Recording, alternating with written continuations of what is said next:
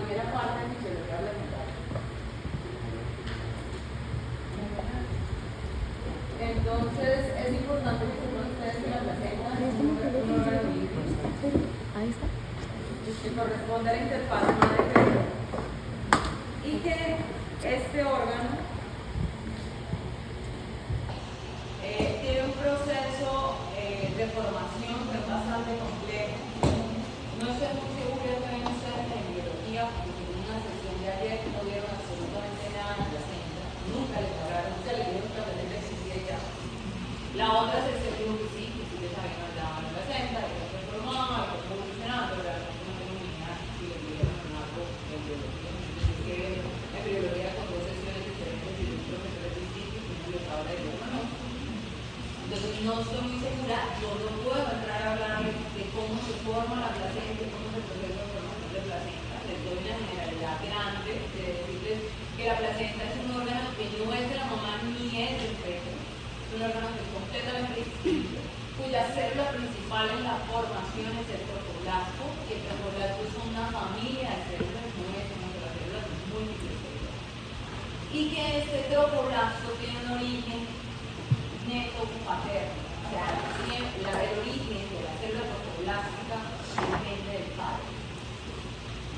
Por eso es una célula que es completamente distinta a lo que hace el bebé o lo que va a hacer el bebé y la relación con la madre.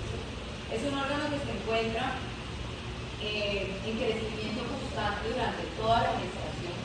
La gestación dura hasta 41.6 semanas, 41 semanas, 6 días, es lo que puede durar una gestación humana. Hablamos de gestaciones pretérmino, cuando tenemos duraciones de la gestación por debajo de las 37 semanas. Y esta placenta tiene que tener un crecimiento armónico porque a través de ella se da toda la fase de nutrición, toda la fase de excreción y todo lo que tiene que ver con respiración del feto en formación. Vamos a tener un crecimiento de la placenta que va a pasar a ser al principio de la gestación un tamaño placentario que es 5 veces el tamaño del embrión, hacia el final de la gestación una relación inversa, donde tenemos un feto que es 5 veces el tamaño de la placenta. Entonces, un órgano que va a permitir ese crecimiento del producto de la gestación requiere tener una serie de cambios adaptativos en su función. La placenta va a tener dos caras. Una cara que es la que está en contacto con la madre, donde se va a formar la interfaz útero-placenta, que se denomina cara basal. Y una cara que es la cara en la que está en contacto con el bebé, que está tapizada por el epitelio amniótico, que se llama cara foliar.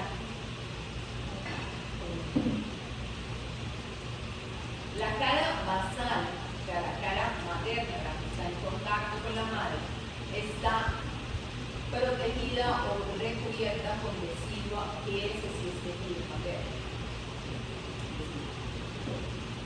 La cara fetal va a tener como eje principal el cordón umbilical. Recuerden que el cordón umbilical tiene dos arterias y una vena y tiene una circulación inversa a lo que pasa en la vida extrauterina.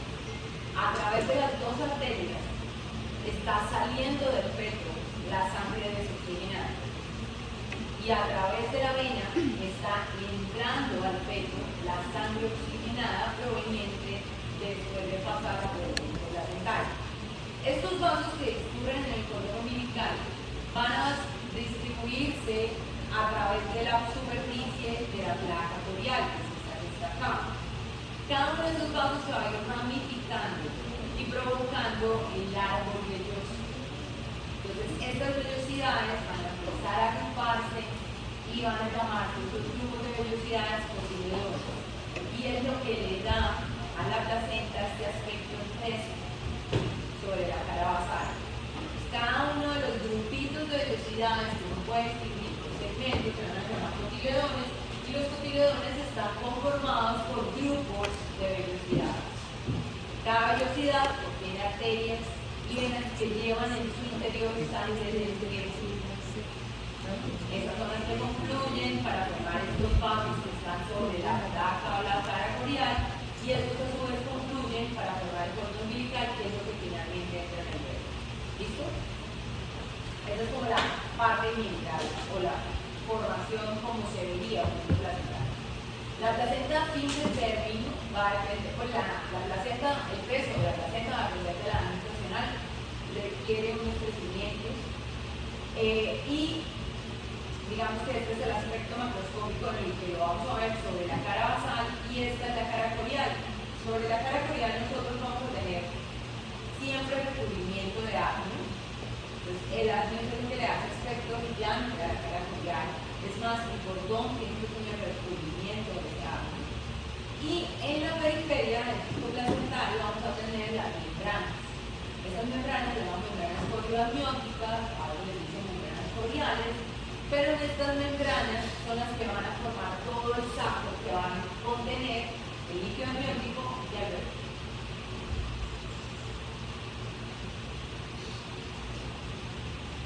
Para poder ejercer sus funciones de intercambio, tanto las nutricias, las respiratorias y las de excreción, la placenta requiere que no tengamos mezclas de la sangre materna y la sangre fetal. Esa interfaz que nos permite que nosotros no mezclemos para que no tengamos reacciones inmunológicas ni de tanto la madre contra el feto ni el feto contra la madre, porque el bebé en embarazo en general funciona niños como un adulto. Es algo que no pertenece a la madre y nosotros notamos una reacción inmunológica que está mediada y está contenida por algunas cosas que ocurren durante la gestación, pero realmente el producto de la gestación termina siendo una mujer. Entonces, nosotros tenemos que evitar la exposición, o porque el embarazo tiene que evitar la exposición a antígenos. Entonces, las dos sangres o los dos componentes nunca deben mezclarse. El que está en contacto con la madre siempre va a ser el tromboplasma. Y la porción de la vellosidad, que es la que va a tener esa función de membrana difusora, aunque también hay transporte activo de sustancias a través de ella. Ese componente se llama membrana peroplacentaria. Antes a eso le decían barrera, pero pues en realidad no es una barrera porque es una, digamos que una estructura que tiene unas características de dinamismo que hace que nosotros lo llamemos membrana. Los componentes que van a estar separando los dos sangres, la sangre materna y la sangre fetal, vistos desde la cara materna hasta la cara fetal, van a ser el sincitiotrofoblasto, el citotropoblasto, el mesodermo embrionario y el endotelio capilar. Eso quiere decir que desde la sangre del bebé está obviamente el endotelio que recubre el vaso, esa es la primera. Luego vamos a tener el estroma que compone el resto de la vellosidad, eso es lo que aparece en como mesodermo embrionario, y luego vienen los dos componentes externos de la vellosidad, que son hacia adentro, sincitio, y hacia afuera, perdón, hacia adentro cito y hacia afuera sincitio, tropoblasto. Eso normalmente al principio de la gestación tiene un espesor más o menos de 10 a 12 micras. Y como les dije hace un momento, nosotros pasamos a tener una placenta que es 5 veces el tamaño del embrión, a pasar a tener un feto que es 5 veces el tamaño de la placenta. Requerimos optimizar esa membrana de difusión. Las membranas de difusión se optimizan aumentando la superficie de contacto o disminuyendo el espesor. ¿Cómo vamos a disminuir el espesor? Perdemos los dos componentes centrales de la membrana de difusión. Es decir, el citotropoblasto y el estroma, perdón, el citotropoblasto y el mesodermo, el estroma vellositario, van a desaparecer al final de la gestación. Entonces pasamos de tener una membrana de 10 a 12 micras a tener una membrana con un espesor de 1 a 2 micras. Eso se conoce con el nombre de maduración vellositaria y nos permite tener la capacidad de poder hacer una difusión mejor y más óptima para cumplir con las necesidades del producto de la gestación, o sea, el embrión, el feto, dependiendo del periodo en el que estemos. Y esta es la forma en la que más o menos se ve. Esta primera, que está acá donde está el punto, es las o son vellosidades del primer trimestre, en donde pueden ver ustedes esto que está acá, es un vaso sanguíneo.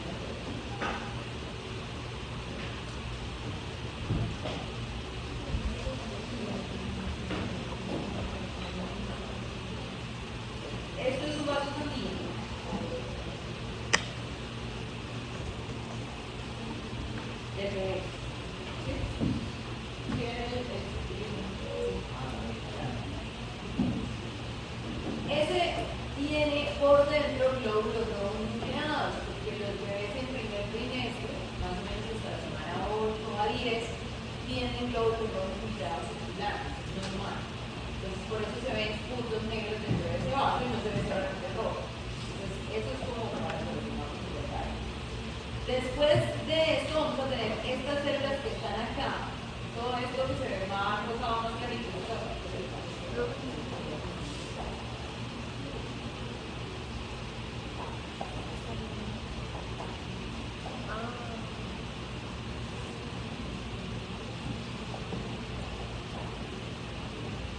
esto que está acá es el estroma. Y luego tenemos la porción interna, el cito, y por fuera es el cito. Esos componentes, a medida que van a crecer, van a empezar a desaparecer. Fíjense que esta, que está aquí al lado, es una velocidad de segundo trimestre. Lo primero que desaparece es el cito o lazo.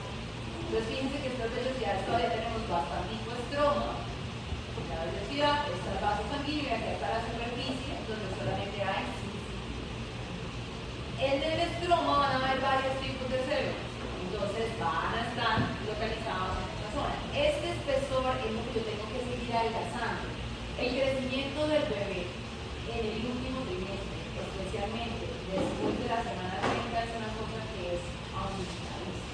El bebé de semana 22 pesa 500 gramos y un bebé de término debe pesar más de 3.000 gramos y puede alcanzar a pesar 4.000 gramos. Entonces calculen la tasa de crecimiento que tiene ese niño. Eso requiere una optimización en esa difusión. Es por eso que al final de la gestación, y dice que estas son velocidades del tercer trimestre, nosotros vamos a tener solamente una cosa que se denomina membrana vasculo-sincitial. Es decir, solo hay endotelio del feto y sincitio. Miren cómo está de adelgazada la superficie, donde están los fetos apuntando en esta diáfora. Ahí se ve el sitio de la membrana de Gis.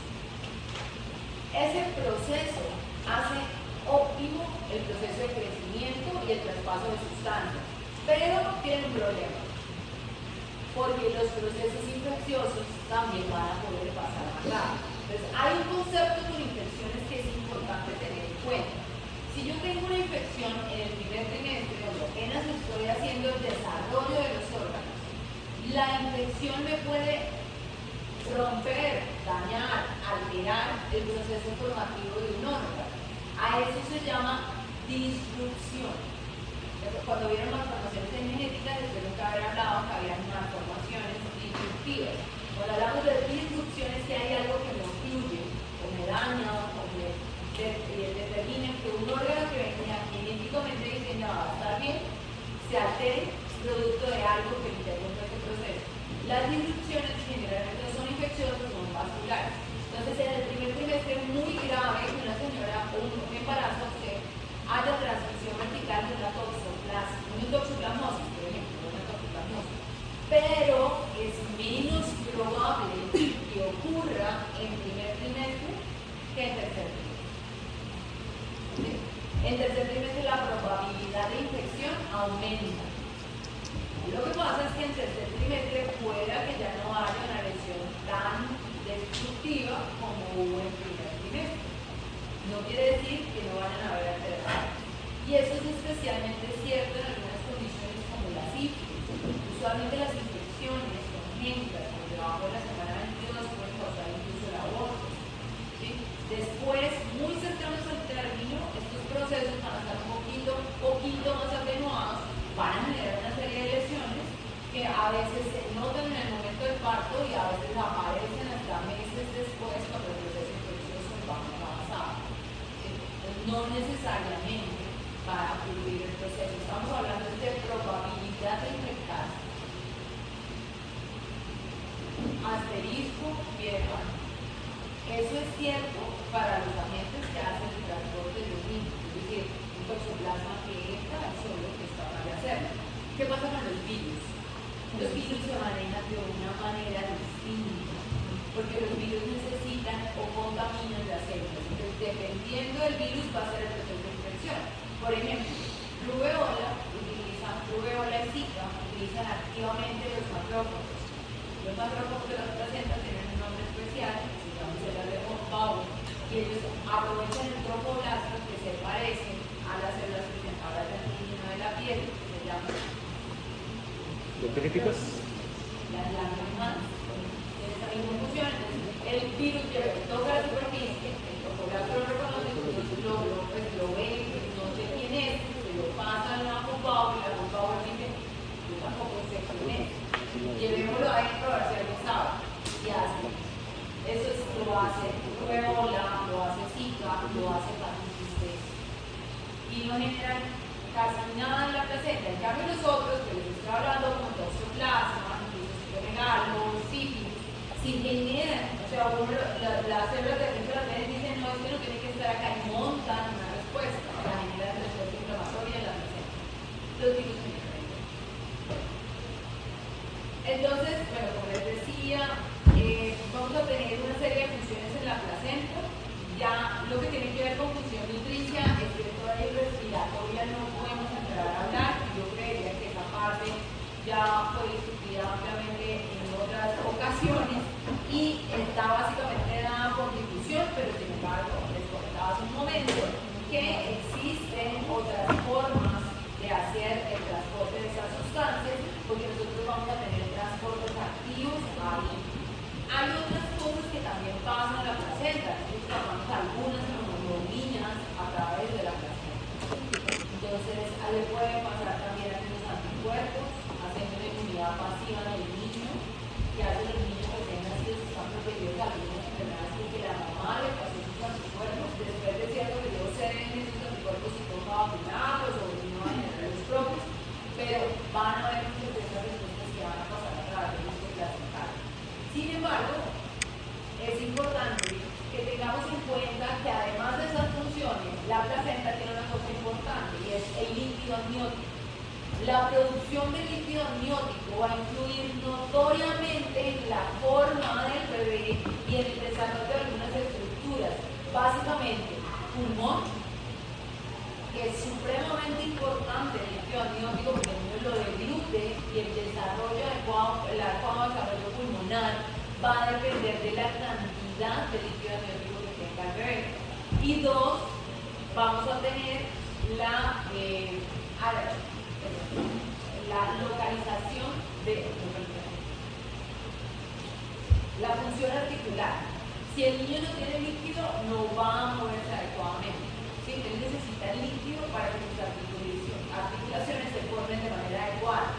Si el niño no tiene suficiente líquido, las articulaciones se fijan y quedan en posiciones rígidas. Entonces, por ejemplo, tenemos un niño que no tiene riñones, que tiene una agencia renal, no va a tener suficiente líquido amniótico, eso se llama oligoamnia, y eso genera en el bebé una serie de alteraciones morfológicas externas que dependen de que no tenga líquido, no porque no tenga riñones, es porque no tiene líquido, y eso se llama secuencia de polio. Niño, se le da que quino, los pies tienen una inversión interna de los tobillos, la mandíbula no se desarrolla lo suficiente, entonces, porque el líquido amniótico ayuda a la movilidad, van a tener las articulaciones frotadas y mismas producto de no tener líquido. Con eso les estoy diciendo que la secuencia de Potter, que es producida, Potter con doble G, producida por oligoamnios, es decir, por tener poquito líquido, o por anhidramnios que no tienen líquido, se puede producir por condiciones diferentes a tener agencia renal. O sea, no necesariamente puede ser por eso. Cada vez que o que alguien embarazo tenga un oligoamnio, el riesgo es ese. Tener hipoplasia pulmonar y hacer lo que les estoy diciendo de la secuencia Potter en relación con la alteración en las articulaciones. La otra función que tiene la placenta es la función endocrina. Muchas de las funciones endocrinas del disco placentario van en relación a mantener el mismo embarazo. La primera hormona de la que uno tiene que hablar cuando hablamos de función endocrina de la placenta es la beta-glucosidina, o sea, la gonadotropina clorogénica humana, no la beta-glucosidina, la gonadotropina clorogénica humana. Nosotros lo que hacemos para detectar un embarazo es buscar la fracción beta de esa hormona, que es lo que miramos en el orina o en sangre,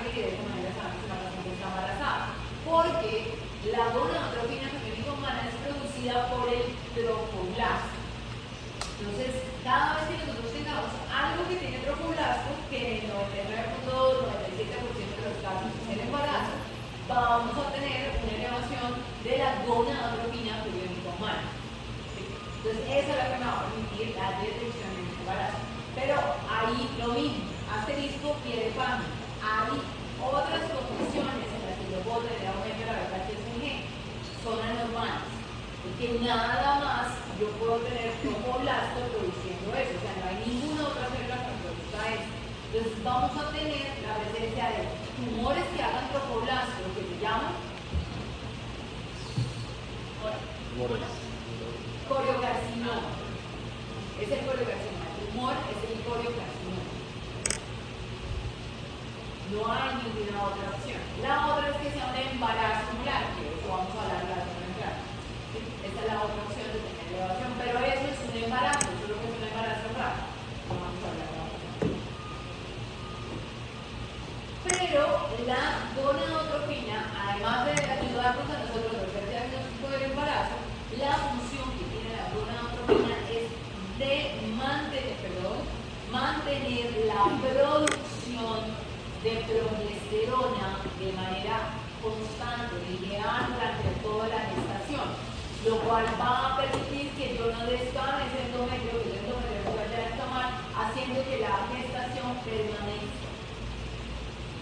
La gonadotropina también tiene otra función y es generar un proceso de angiogénesis en relación al sitio donde está implantado. Entonces, como la produce el tromboblasto, y el tromboblasto es de las primeras células que se producen durante la angiogénesis, vamos a tener la presión de gonadotropina desde temprano en la gestación. Y eso va a hacer que ella, cuando se ocurra la implantación, provoque en esa área proliferación de vasos. Y de ahí vamos a tener que vamos a formar el lecho vascular que me va a permitir que yo una el útero a la placenta. Otras de las hormonas está el lactógeno placentario. El lactógeno es una hormona que también la produce el tromboblasto, que va a ayudar al crecimiento fetal, mejor o optimiza el metabolismo del feto. Se llama lactógeno porque activa o favorece la producción de prolactina. La prolactina no la produce la placenta, pero está activada por la presencia de la placenta, porque el lactógeno placentario va a favorecer la formación. Hay otras cosas que activan la secreción de prolactina y esta está más en relación con la secreción de grandes cantidades de oxitocina. Las prolactinomas son unos tumores específicos regulados de hipófisis y en segregación. Y ya estos que están acá, la relaxina y la activina y la inhibina, están relacionados con la parte final de la parte, no digamos que no tenemos mucho hablar de esto, para poder entender lo que necesito que entiendan, no es necesario que lo hagan.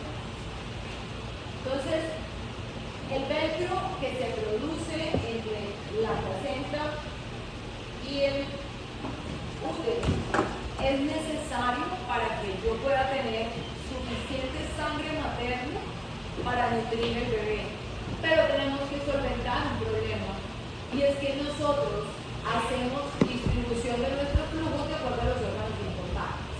Entonces, el útero es un órgano que tiene normalmente, el útero no gestante, tiene normalmente muy bajo flujo.